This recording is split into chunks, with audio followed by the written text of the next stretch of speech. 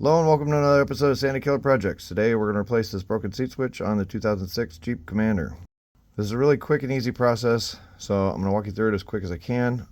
Basically we have to pop this panel off. Before we do that we have to take the battery out. So in our case we're currently in the middle of doing some engine work, so disconnect your battery first before you start messing with any electronics. Alright, so to get this seat switch out, it's really easy. This panel right here actually comes off. You're going to take a pry bar and you're going to start from the top, and you're going to work through the sides. Use plastic, otherwise you'll break the plastic for the seat. The reason why you start on the top is because there's a shelf on the bottom of it. Some clips go downward into the mount. This one appears to be a little bit more broken than they should be normally. It's probably a busted mount somewhere inside of there. But we're going to take this off and then we'll get to the seat switch. Okay, so working your pry bar along the top, you're going to make an opening that will let you access the seat switch, which is in the back of this plate right here. This is exactly why I said do the tops first, because the bottom has these two little shelf mounts, and yes, there is a broken mount on the plastic right here. To get the seat switch removed from the plug, there are two little detents on either side. You have to push both of these at the same time and push back, and then the plate will come completely free. So if you need a seat switch for a Jeep Commander with memory built into the seats on the driver's seat, this one has memory. That's what the switch over here on the door is.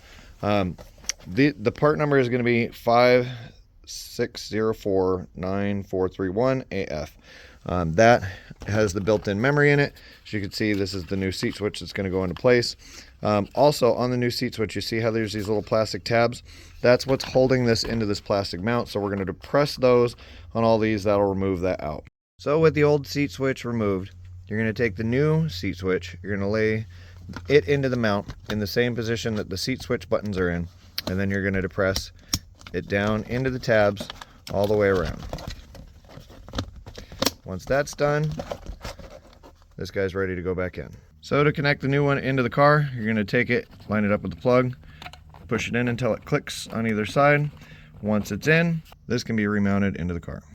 Once you have the electrical connector back in, set the bottom back down onto the shelf and then start pressing the plate back into place so that it clips back into the mounts.